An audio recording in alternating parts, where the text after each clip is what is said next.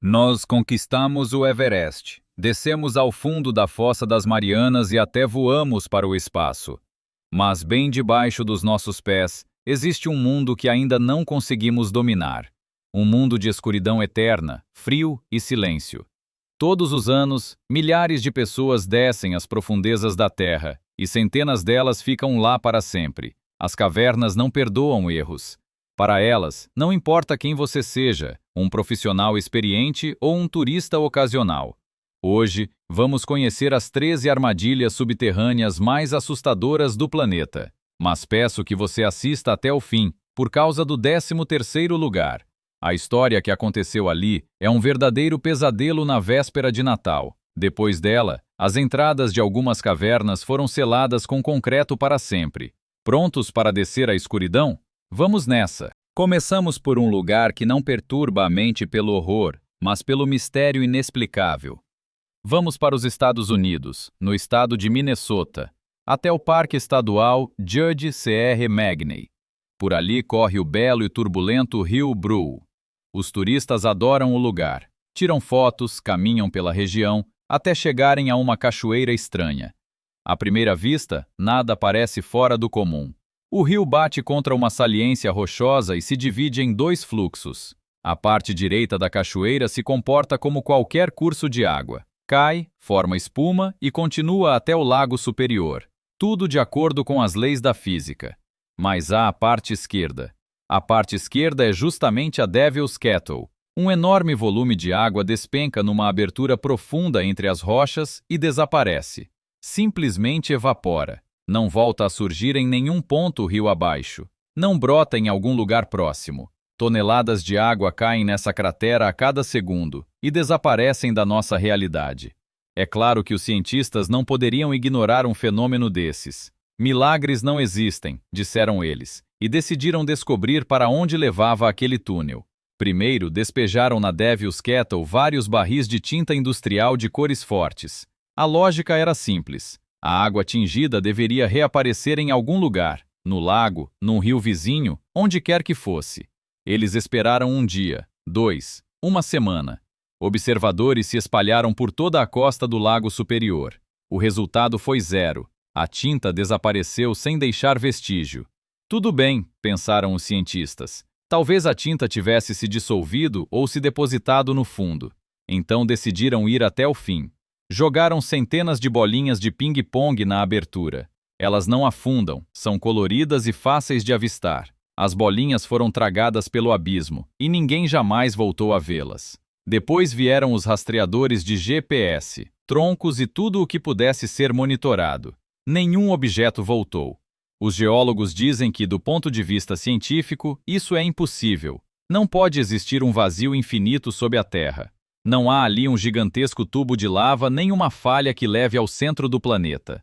Mas o fato continua sendo um fato. Tudo o que cai na Devil's Kettle é apagado da existência. Os moradores brincam que aquilo é um portal direto para o inferno e que o diabo prepara chá ali para os pecadores. E olhando para a força da água mergulhando na escuridão sem jamais retornar, essa versão parece até mais convincente do que as teorias impotentes dos geólogos. Se nem a água consegue encontrar uma saída dessa armadilha, imagine o que aconteceria se alguém escorregasse e caísse lá dentro. Não haveria nenhuma chance de nadar para fora. A pessoa simplesmente seria levada numa direção desconhecida, que não aparece em nenhum mapa do mundo. Agora vamos até um dos lugares mais quentes e inóspitos do planeta, o deserto do Iêmen.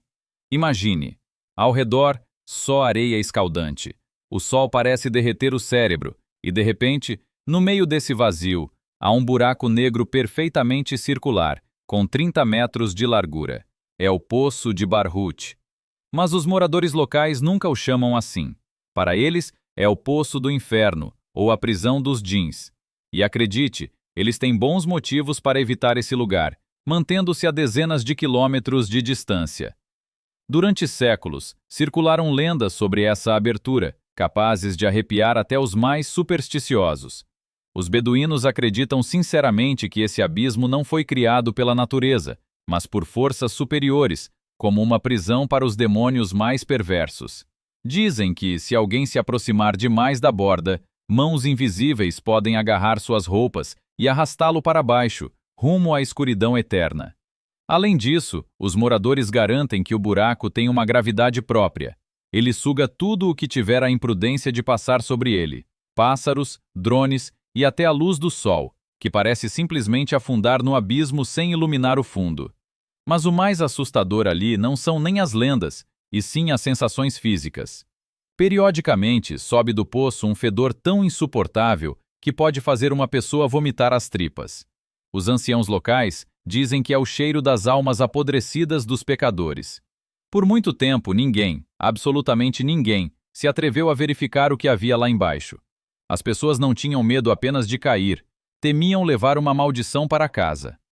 Esse mistério atormentou a humanidade durante séculos, e só recentemente, em 2021, um grupo de espeleólogos destemidos de Omã decidiu desafiar as lendas. Eles levaram equipamentos modernos e começaram a descida. O mundo inteiro acompanhou. O que encontrariam? Os portões do inferno? Quando chegaram ao fundo, a uma profundidade de 112 metros, não encontraram jeans, mas o que viram dificilmente poderia ser chamado de um passeio agradável. O chão da caverna estava literalmente coberto de ossos de animais que haviam caído ali ao longo dos séculos e morrido de fome. Mas os verdadeiros donos do subterrâneo eram as cobras, milhares delas. Elas se espalhavam por toda parte, enroscavam-se em bolas e sibilavam na escuridão. Os espeleólogos chamaram aquele lugar de Reino das Serpentes. E aquele cheiro terrível? A ciência encontrou uma explicação. Não era enxofre saído de uma caldeira infernal, mas o resultado banal da decomposição de centenas de cadáveres de animais em um espaço fechado. Parecia que o mistério estava resolvido. Os cientistas voltaram à superfície e disseram: aqui é seguro, é só geologia. Mas sabe de uma coisa? Os moradores locais não acreditaram neles. Olharam para os pesquisadores com pena e responderam: vocês apenas tiveram sorte. Desceram quando os jeans estavam dormindo, mas eles certamente vão acordar. O Poço de Bahut continuou sendo um lugar que desperta um temor primordial. Ali, os instintos gritam: corra! E nesse caso, talvez seja melhor ouvi-los. Agora imagine que você está na cidade mais romântica do mundo, Paris. A Torre Eiffel, o cheiro de croissants, casais apaixonados às margens do Sena. Mas neste exato momento, 20 metros abaixo dos seus pés, existe um verdadeiro reino dos mortos. As catacumbas de Paris formam centenas de quilômetros de túneis úmidos e labirínticos, com paredes cobertas do chão ao teto por ossos humanos de verdade. Ali repousam os restos mortais de mais de 6 milhões de pessoas. Pense nesse número. É o triplo de toda a população atual de Paris. Uma cidade literalmente construída sobre ossos. Oficialmente, apenas um trecho minúsculo, bem iluminado e seguro está aberto aos turistas. Mas existe um grupo muito particular, os catáfilos. São exploradores urbanos que entram nas áreas proibidas por bueiros e porões para percorrer esse labirinto interminável. E é aí que começa o verdadeiro pesadelo. Não há luz nesses corredores. O celular não tem sinal e todas as curvas parecem exatamente iguais. É mais fácil se perder ali do que em uma floresta. E gritar não adianta. Sob tamanha camada de terra, ninguém ouvirá você. Há uma história aterrorizante que se tornou uma lenda da internet e que realmente dá calafrios. Nos anos 90, um grupo de exploradores clandestinos encontrou uma câmera de vídeo nas profundezas das catacumbas. Ela estava simplesmente largada no chão sujo. Quando levaram a câmera de volta à superfície e assistiram à fita, viram o registro do desaparecimento de um homem. Nas imagens, um rapaz desconhecido aparece vagando sozinho pelos túneis. No começo, ele está calmo, examina os crânios e filma as paredes. Mas então algo estranho acontece. Ele começa a ficar nervoso. Alguma coisa o assusta. Sua respiração fica pesada e entrecortada, e seus passos se transformam em uma corrida. A câmera chacoalha enquanto o facho da lanterna revela de maneira caótica fileiras intermináveis de órbitas vazias. O rapaz corre cada vez mais depressa. Ofegante e em pânico, entra em passagens ao acaso, tentando encontrar uma saída ou fugir de alguém. Em determinado momento, deixa a câmera cair no chão. A lente fica apontada para a sujeira, mas a gravação continua. Ouvimos seus passos se afastando, sua respiração rouca e depois apenas silêncio e escuridão. Quem era ele? Do que estava fugindo? Será que conseguiu sair? Ninguém sabe. O corpo do rapaz jamais foi encontrado. O vídeo simplesmente termina. Talvez ele tenha perdido completamente a orientação. Talvez a bateria da lanterna estivesse acabando, e o pânico, agravado pelo silêncio e pela escuridão, o tenha levado à loucura. Ou talvez, naquele labirinto da morte, ele não estivesse sozinho. Deixamos para trás as abafadas prisões de pedra e mergulhamos na água. Bem-vindos ao México, a península de Yucatán. O lugar é famoso por seus cenotes, poços naturais de água fresca e cristalina. Os turistas adoram. Para os mergulhadores são um paraíso. Mas existe ali, no meio da selva, um buraco que os moradores chamam de El Esqueleto, expressão que significa o esqueleto. No mundo do mergulho, porém, ele é conhecido por um nome ainda mais sinistro: Templo da Perdição. A entrada parece enganosamente inofensiva. É apenas uma pitoresca abertura no solo, cercada pela vegetação densa. A água parece perfeita. Mas essa é uma armadilha clássica para iniciantes e aventureiros confiantes demais. O grande perigo do Templo da Perdição é que a luz do sol alcança apenas uma pequena área junto à entrada, formando uma coluna de luz tão bonita quanto traiçoeira. Basta se afastar poucos metros dela para mergulhar numa escuridão absoluta, negra como tinta. Os corredores submersos não são túneis retos, mas um labirinto natural caótico e extremamente confuso, como se tivesse sido criado para fazer qualquer um se perder. O erro mais assustador cometido pelos mergulhadores é avançar demais sem uma linha guia, a corda de segurança que indica o caminho de volta até a saída. Nesse cenote, é incrivelmente fácil perder a orientação. Imagine ficar suspenso como se não houvesse gravidade em plena escuridão. Ao redor, apenas água negra e rocha. Onde fica a parte de cima? E a de baixo? Onde está aquele raio de luz que pode salvar sua vida? Você gira sem sair do lugar, e o pânico começa a tomar conta da mente. Quando o pânico chega, sua respiração acelera. O precioso suprimento de ar no cilindro passa a se esgotar 2 vezes mais rápido.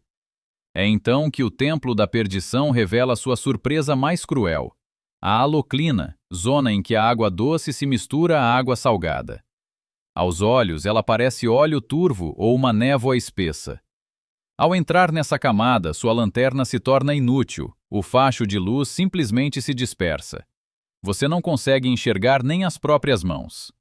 Mergulhadores que escaparam por milagre relataram um fenômeno de falsa esperança. Em pânico, você avista uma mancha clara à frente. Acredita que seja a saída e nada com todas as forças, até bater no teto. Então percebe que era apenas o reflexo da própria lanterna numa bolha de ar presa à rocha. Muitos ficaram ali para sempre. As equipes de resgate que retiram os corpos costumam encontrá-los com os dedos dilacerados e ensanguentados e as unhas quebradas. Até o último segundo, essas pessoas arranharam o teto de pedra, tentando abrir passagem até a superfície, que estava tão perto e, ao mesmo tempo, tão inacessível. Em quinto lugar, temos um cenário que parece ter saído de uma imagem perfeita do Pinterest ou de um folheto publicitário sobre uma vida feliz. Estamos no Texas, no Poço de Jacó. Trata-se de uma nascente artesiana natural de água cristalina e fresca. Todo verão, centenas de adolescentes e turistas vão até lá para saltar, depois de uma corrida, naquele abismo azul. Visto de cima, o lugar parece totalmente seguro, divertido e bonito. Mas, sob esse idílio de verão, esconde-se um dos sistemas de cavernas subaquáticas mais traiçoeiros do mundo. O poço tem um segundo nível. A cerca de 9 metros de profundidade, começa uma descida estreita e sinuosa que leva a 4 câmaras principais.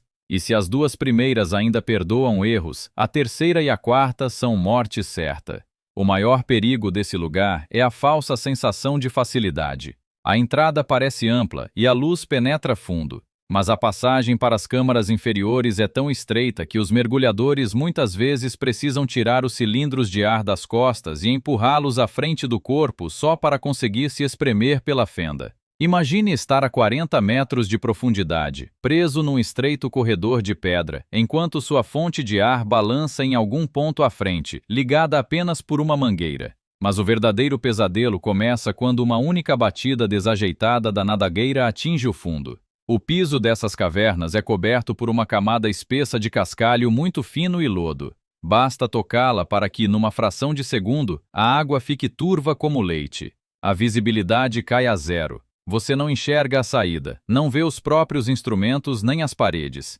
Fica aprisionado numa névoa branca. Nos últimos anos, mergulhadores de resgate retiraram do fundo desse popular destino turístico os corpos de pelo menos 9 pessoas. Um dos casos mais assustadores envolveu um jovem de Pasadena. Ele ficou preso numa passagem estreita da quarta câmara. Os socorristas que mais tarde tentaram recuperar seu corpo também quase morreram. Segundo eles, o rapaz estava literalmente prensado contra a rocha pela pressão e pelas próprias tentativas desesperadas de se libertar. Para interromper a sequência de mortes, instalaram uma grade metálica na entrada da área perigosa. Mas sabe o que os mergulhadores fizeram? Retiraram a grade. Depois disso, colocaram ali a famosa placa com a imagem da morte e a advertência: pare, não deixe sua vida terminar aqui. Mesmo assim, nem sempre ela consegue deter os aventureiros que acreditam que nada acontecerá com eles. Agora abrimos o segundo bloco da nossa lista, o horror físico. E acredite, aqui a morte assume formas muito mais terríveis do que um simples afogamento. Vamos para a África, na fronteira entre o Quênia e Uganda, até o vulcão extinto Monte Elgon. É ali que fica a caverna de Kitum. À primeira vista, o lugar parece um milagre da natureza. Imagine, todas as noites, elefantes entram nessa caverna. Na escuridão completa, eles avançam para o interior da montanha e usam as presas para arrancar pedaços de sal das paredes e comê-los. É um espetáculo único, elefantes mineiros. Mas, junto com eles, esconde-se na escuridão algo que os olhos não conseguem ver, mas que mata com 100% de crueldade. Em 1980, um engenheiro francês que trabalhava em uma usina de açúcar ali perto decidiu passear pela caverna. Ele ficou fascinado pela beleza do lugar, acariciou as paredes e respirou aquele ar úmido e abafado. Uma semana depois, morreu em uma agonia impossível de descrever sem estremecer. Seu corpo literalmente começou a se decompor ainda vivo. O sangue escorria pelos olhos, pelo nariz, pelas gengivas e até pelos poros da pele. Os médicos ficaram chocados. Ele vomitava uma substância negra, enquanto o cérebro derretia por causa da febre. 7 anos depois, a história se repetiu com um adolescente dinamarquês que simplesmente entrou na caverna de Kitum para observar os morcegos. Morreu exatamente da mesma maneira. Cientistas e virologistas militares dos Estados Unidos isolaram a caverna. Entraram ali usando trajes de proteção biológica de nível 4, iguais aos dos filmes sobre apocalipses. Procuravam a origem do problema, e a encontraram. A caverna de Kitum é um reservatório natural do vírus Marburg. É o irmão mais velho do ebola, um dos patógenos mais letais do planeta. Milhares de morcegos egípcios que vivem no teto da caverna carregam o vírus. Seus excrementos, o guano, cobrem o chão com uma camada espessa. Na escuridão e na umidade, esse guano se transforma em uma poeira venenosa. Você não precisa ser mordido. Basta inalar essa poeira ou tocar na parede e depois esfregar o olho. Esse lugar é chamado de berço da AIDS e do ebola, porque são justamente ecossistemas isolados como esse que fazem nascer pestes. A caverna de Kitum nos ensina que o inimigo não precisa ser grande como um urso, nem profundo como um abismo. Às vezes, a morte é apenas uma respiração de ar abafado dentro de uma bela caverna. Você entra ali como um turista saudável e sai como uma bomba biológica viva, com um mecanismo de relógio. Vamos até o ensolarado balneário de Dahab, no Egito. Mar, praia, camelos e o lugar mais perigoso do planeta para a prática do mergulho, o famoso Blue Hole. Visto de cima, o cenário é de uma beleza impressionante. Um círculo perfeito de água azul escura em meio a um recife turquesa. Mas os mergulhadores chamam esse lugar de cemitério, e não é uma metáfora. Nas rochas ao redor da baía, dezenas de placas homenageiam aqueles que mergulharam e nunca voltaram à superfície. São tantas que as autoridades tiveram de proibir a instalação de novas placas para não assustar os turistas. Por que tanta gente morre ali? Não há tubarões nem correntes, e a água é transparente. O que mata é a própria geometria da caverna, combinada com a fisiologia humana. A 56 metros de profundidade, existe uma passagem na parede do Recife conhecida como o Arco do Blue Hole. É um túnel que liga o poço fechado ao mar aberto. Atravessá-lo é o sonho de qualquer mergulhador. O problema é que 56 metros representam uma profundidade extrema para um mergulhador comum equipado com apenas um cilindro de ar comprimido. Nesse ponto, entra em cena a narcose por nitrogênio, também conhecida como efeito Martini.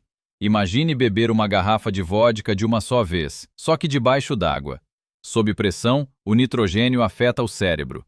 A pessoa perde a capacidade de avaliar a situação, sente euforia e deixa de ter medo. Muitos acreditam estar nadando para cima, em direção à superfície, quando na verdade avançam para baixo, rumo ao abismo. A história mais aterradora ligada a esse lugar aconteceu com o instrutor de mergulho Yuri Lipski. O vídeo pode ser encontrado na internet, mas não recomendo que você assista.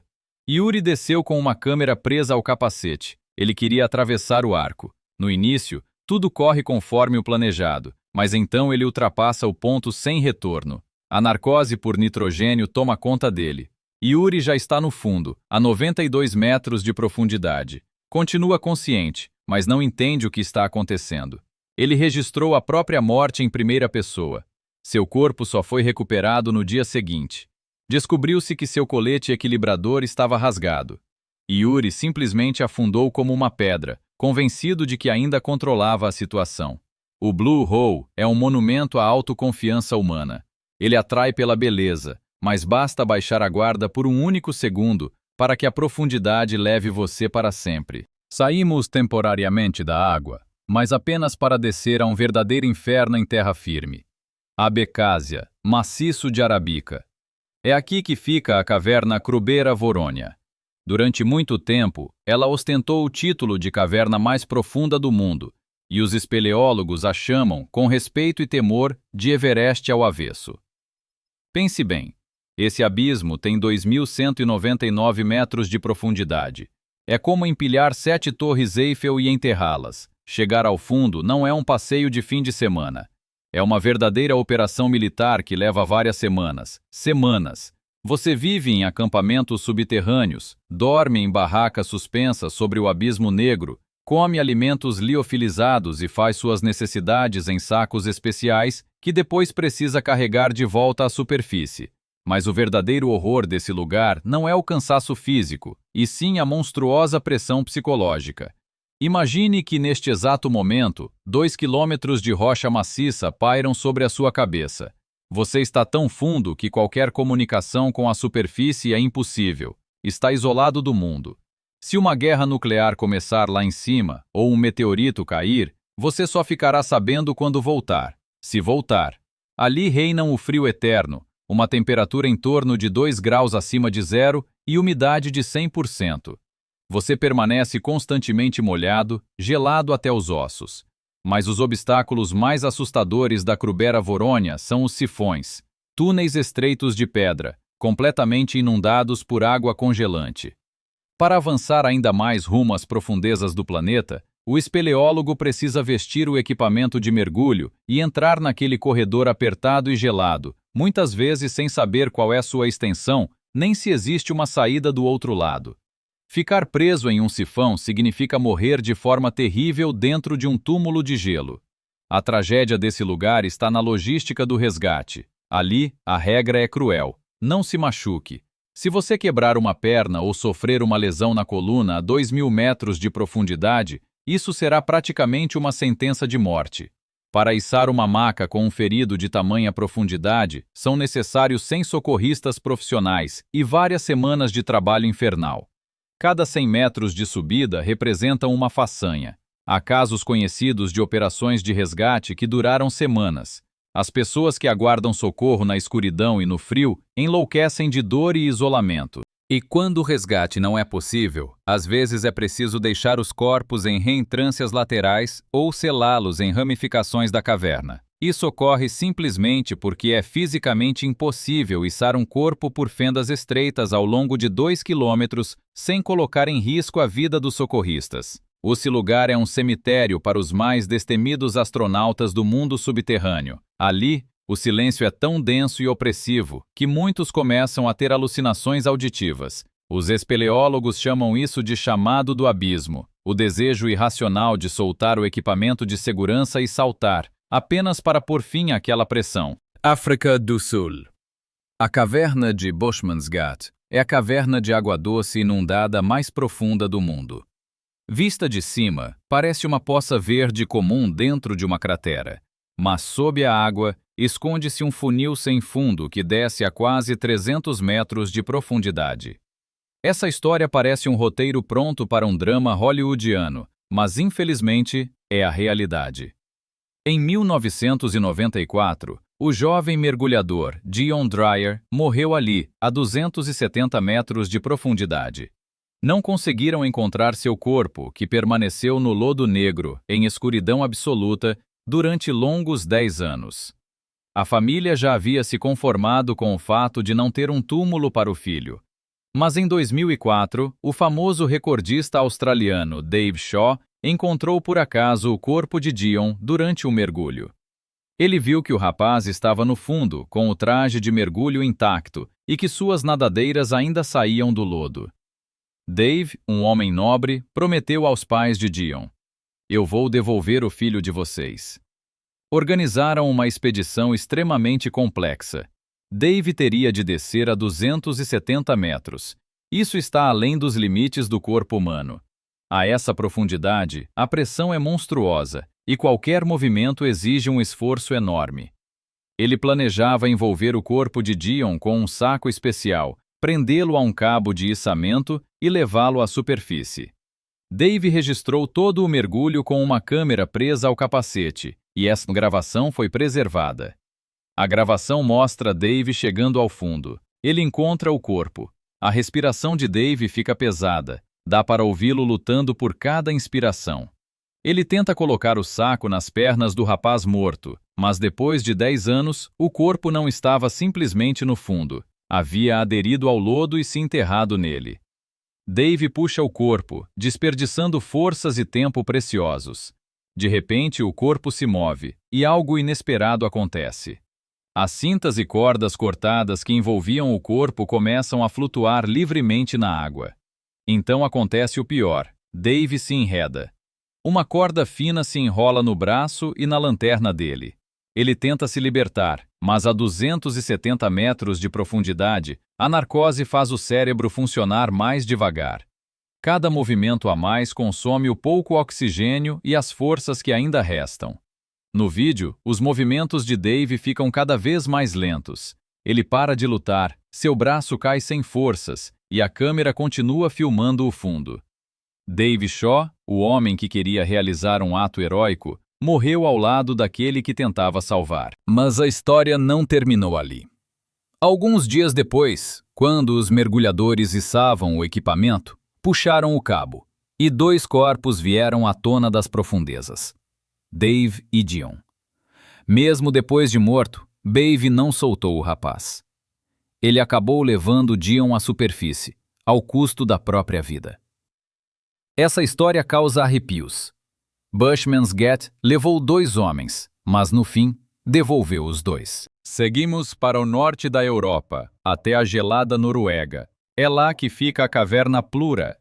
E se você imaginava que mergulho era sinônimo de peixes tropicais e água morna, esqueça. Mergulhar na caverna Plura significa entrar em águas extremamente frias, sob uma espessa camada de gelo. A entrada da caverna é uma abertura feita no gelo. Se você se perder, não poderá simplesmente subir à superfície. Acima de você haverá um teto de gelo impossível de romper. Em 2014, um grupo de 5 experientes mergulhadores finlandeses decidiu percorrer uma rota complexa, entrar por um acesso, nadar vários quilômetros no subsolo, a 130 metros de profundidade, e sair pelo outro lado. Eram mergulhadores de elite, homens com nervos de aço. Mas a caverna foi mais forte. A tragédia aconteceu no trecho mais estreito e profundo. Os mergulhadores chamam passagens assim de esfola couro. É uma fenda na rocha pela qual é preciso literalmente se espremer, às vezes retirando parte do equipamento. O primeiro mergulhador conseguiu passar, o segundo ficou preso. Imagine o pesadelo. Você está a 130 metros de profundidade. Ao redor, só existe uma escuridão gelada. Você está preso, não consegue avançar nem recuar. Começa a entrar em pânico, a respirar cada vez mais rápido e percebe que chegou ao fim. O segundo mergulhador morreu dentro daquela fenda, bloqueando a passagem dos demais. Mas o verdadeiro inferno começou para quem vinha atrás. O terceiro mergulhador se aproximou do trecho estreito e, à luz da lanterna, viu as nadadeiras do amigo. Ele não se mexia. O terceiro mergulhador entendeu. O corpo bloqueava a passagem. Não havia como seguir em frente. Restava apenas uma opção: dar meia volta e atravessar novamente todo o labirinto, sabendo que o ar talvez não fosse suficiente. Ele teve de deixar o amigo para trás. Uma decisão capaz de destruir alguém por dentro para sempre. O quarto mergulhador também morreu ao tentar ajudar. No fim, 3 dos 5 homens sobreviveram. Eles passaram mais de 8 horas debaixo d'água, no frio extremo, cumprindo as paradas de descompressão e sabendo que os amigos continuavam lá, na escuridão. Quando chegaram à superfície, as autoridades norueguesas isolaram a caverna e anunciaram: é impossível retirar os corpos. É perigoso demais. Vamos lacrar a entrada com concreto. Este será o túmulo coletivo deles. Mas os sobreviventes não conseguiram aceitar essa decisão. Não queriam deixar os amigos apodrecerem naquela armadilha de gelo. Algumas semanas depois, voltaram secretamente à Noruega, numa operação ilegal. Sem a ajuda das autoridades, correndo o risco de serem presos ou de morrer da mesma forma que os companheiros, fizeram o impossível.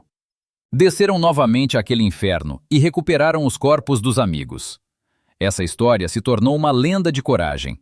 Mas o preço dessa coragem foram pesadelos para o resto da vida. E agora, os 3 primeiros. Se até aqui suas mãos ainda não começaram a suar, agora isso certamente vai acontecer. As histórias que restam não são meros acidentes. São a crônica de um pesadelo lento e inevitável, em que a pessoa percebe que já está morta, embora seu coração ainda continue batendo. 11º lugar, Reino Unido. As pitorescas colinas de Yorkshire. É ali que fica o sistema de cavernas de Mossdale. Em 1967, um grupo de 6 rapazes, dos quais o mais velho tinha apenas 26 anos, decidiu desafiar a caverna.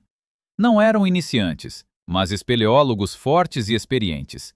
O objetivo era o Far Marathon, a parte mais profunda e de acesso mais difícil de todo o sistema. Para se ter uma ideia, explorar Mossdale não é um simples passeio subterrâneo. São passagens apertadas que parecem não ter fim. Imagine quilômetros de túneis estreitos, onde não é possível ficar de pé nem se sentar. Só dá para avançar rastejando de barriga pela lama líquida, esfolando os joelhos e os cotovelos. Há toneladas de rocha sobre sua cabeça e o teto pressiona sua nuca. Os rapazes avançaram pelas profundezas, mas cometeram um erro fatal. Subestimaram as condições do tempo na superfície. Enquanto rastejavam na escuridão, uma forte chuva de verão começou lá fora. Para uma pessoa comum, a chuva é apenas um motivo para abrir o guarda-chuva. Para um espeleólogo dentro de uma caverna como aquela, é uma sentença de morte. Mossdale funciona como uma gigantesca galeria de águas pluviais. A água que descia das colinas correu diretamente para as mesmas passagens estreitas em que o grupo se encontrava. Não foi como um tsunami de filme de Hollywood, foi pior. O nível da água começou a subir lentamente. Os rapazes perceberam que estavam presos e tentaram voltar, mas a água já havia bloqueado o caminho. Eles ficaram encurralados em pequenas cavidades entre as rochas. Imagine o horror. Você está deitado em um túnel estreito, cercado por água gelada e suja. Primeiro, ela cobre o chão. Depois, chega ao seu queixo. Você tenta se espremer contra o teto, procurando um único centímetro de ar. As lanternas se apagam. Você ouve seus amigos se afogando ao seu lado, mas na escuridão e naquele espaço apertado, não há nada que possa fazer para ajudá-los. Resta apenas esperar pela sua vez. A operação de resgate começou quase imediatamente, mas a correnteza era forte demais. Quando os socorristas finalmente conseguiram chegar ao Far Marathon, encontraram os 6 mortos. Os corpos estavam nas mesmas posições em que a morte os havia alcançado, enquanto tentavam encontrar bolsões de ar. Mas a parte mais macabra dessa história veio no fim. Retirar os corpos daquelas fendas estreitas e sinuosas revelou-se fisicamente impossível. Os socorristas tentaram, mas perceberam que apenas quebrariam os ossos dos mortos sem conseguir removê-los. Foi preciso tomar uma decisão dolorosa. Os corpos seriam deixados ali. A entrada do túnel foi bloqueada com pedras e selada com concreto. Acima dela, instalaram uma placa em memória das vítimas. A caverna de Mossdale tornou-se oficialmente o túmulo daqueles 6 rapazes. Até hoje, eles continuam lá, nas profundezas da colina, em meio à escuridão e à umidade eternas. Em 12º lugar, voltamos a Abecásia. Desta vez, porém, vamos conhecer a caverna que tirou da Krubera Vorônia o título de mais profunda do mundo, a caverna Veriovkina. Sua profundidade é de 2.212 metros, um recorde absoluto no planeta. Descer até lá é como viajar à Lua, só que para baixo. Em 2021, uma tragédia mostrou como o ser humano é insignificante diante das forças da natureza. Um grupo de espeleólogos experientes de Moscou estava a mais de 1 quilômetro de profundidade. Eles haviam montado acampamento e se preparavam para trabalhar. Na superfície, no alto das montanhas, o tempo estava bom, mas a natureza pregou uma peça cruel. De repente, em questão de minutos, uma chuva torrencial, localizada e monstruosamente intensa, caiu sobre as montanhas. Toda aquela massa de água avançou para a entrada da caverna. É o que se chama de cheia repentina. Mas, nas condições da caverna Veriovkina, não se trata de um simples filete d'água. É um golpe hidráulico. Imagine estar dentro de um tubo estreito enquanto alguém abre, lá em cima, as comportas de uma barragem. A água despencava por 1 quilômetro, ganhando uma velocidade alucinante. Transformou-se em um ariete ensurdecedor, que varria tudo pelo caminho. A correnteza começou a arremessar contra as paredes os espeleólogos que estavam nos trechos verticais, suspensos por cordas. A força da água era tamanha que quebrava ossos, arrancava equipamentos e literalmente prensava as pessoas contra a rocha. Quem estava no acampamento tentou se salvar enfiando-se nas fendas laterais, mas a água também os alcançou ali. Era o inferno na escuridão. O rugido da água abafava os gritos. As lanternas se espatifavam contra a rocha. As pessoas ficavam penduradas nas cordas como bonecos dentro de uma máquina de lavar, até serem completamente engolidas pela água. A operação de resgate foi uma das mais difíceis da história. Durante uma semana inteira, os socorristas não conseguiram descer porque a água continuava correndo. Eles sabiam que havia pessoas lá embaixo, mas não podiam fazer nada. Quando a correnteza diminuiu, encontraram uma cena terrível. Os corpos permaneciam pendurados nas cordas, destroçados pela força da água. Essa história nos lembra que, mesmo sendo um profissional e tendo os melhores equipamentos, é sempre a caverna que dá a última palavra. Ali, você é apenas um visitante. E se o dono decidir abrir o chuveiro, você não sobreviverá. 13º lugar. O final. A história que vou contar agora é considerada a morte mais terrível da história da espeleologia. Não envolve fenômenos sobrenaturais, monstros, nem sequer água. É o pesadelo puro e concentrado da claustrofobia. Estado de Utah, nos Estados Unidos. Caverna Nutty Putty. Estreita, mas transitável, ela era popular entre iniciantes e escoteiros. Em 2009, John Edward Jones, um estudante de medicina de 26 anos e pai de uma menina pequena, foi até lá com o irmão para reviver lembranças da infância e explorar um pouco a caverna antes do Dia de Ação de Graças. John Edward Jones procurava uma conhecida passagem estreita chamada Birth Canal, mas cometeu um erro fatal. Na escuridão, entrou no caminho errado e acabou em uma passagem sem saída que não aparecia nos mapas. Imagine a situação. Você rasteja de cabeça por uma fenda estreita, que segue para baixo. Solta o ar dos pulmões para conseguir passar o tórax, na esperança de encontrar mais espaço adiante. Então, dá um impulso para a frente e percebe que a passagem não se alarga. Mas já não consegue voltar. Suas costelas estão presas, seus braços comprimidos contra o corpo. E o pior de tudo, você está de cabeça para baixo, em um ângulo de 70 graus. A fenda em que John Edward Jones ficou preso media 45 por 25 centímetros. É o tamanho da abertura de uma máquina de lavar, só que feita de pedra. A operação de resgate começou rapidamente. 137 socorristas foram mobilizados para a caverna. Eles trabalharam durante 27 horas sem parar. Ouviam John Edward Jones e conversavam com ele. Primeiro ele fazia piadas, depois chorou. Por fim, pediu que dissessem à esposa que a amava. Os socorristas conseguiram prender cordas às pernas dele. Montaram um sistema de roldanas e começaram a puxá-lo. Conseguiram erguer John Edward Jones por vários metros. Ele já podia ver o rosto de seus salvadores. Surgiu uma esperança. Deram água a ele. Mas a rocha naquele ponto era frágil demais. Um dos pinos de ancoragem do sistema de roldanas não suportou a carga e se soltou da parede. John Edward Jones despencou de volta na mesma fenda, só que ainda mais fundo. Naquele momento, ficou claro que era o fim. Por permanecer de cabeça para baixo, seu coração trabalhava no limite. O sangue se acumulava no cérebro e os pulmões eram comprimidos por líquido. Ele começou a perder a consciência. 27 horas depois da queda, o coração de John Edward Jones parou. Mas o pesadelo não terminou ali.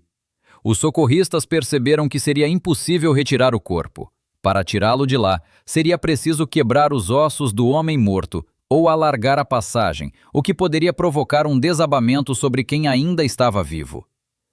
A família de John Edward Jones tomou uma decisão dolorosa, mas a única possível. A entrada da caverna Nutty Putty foi fechada com uma explosão de dinamite e concretada. A montanha se tornou seu mausoléu. John Edward Jones continua lá até hoje, na escuridão absoluta, preso entre as rochas e de cabeça para baixo. Esta história é um lembrete eterno de que existem lugares na Terra onde o ser humano simplesmente não deve entrar. Nós passamos juntos por 13 círculos do inferno subterrâneo, de cachoeiras místicas a armadilhas de gelo e túmulos de concreto. Essas histórias provam uma coisa: o nosso planeta nem sempre recebe bem os visitantes. Ele pode ser incrivelmente bonito e, ao mesmo tempo, absolutamente impiedoso. Às vezes, a curiosidade custa caro demais, e o preço de um erro pode ser a própria vida. Escreva nos comentários qual história mais assustou você. O que seria pior? Ficar preso de cabeça para baixo numa passagem estreita, como John, ou afundar lentamente na escuridão, olhando para os números do profundímetro, como Yuri? Conte o que você sentiu. Se depois deste vídeo você começar a olhar com receio para elevadores e corredores estreitos, significa que cumpriu o meu objetivo. Deixe o like pelo meu esforço e inscreva-se no canal para não perder a próxima viagem. Cuidem-se e valorizem o fato de poder simplesmente se levantar e esticar os ombros. Até a próxima!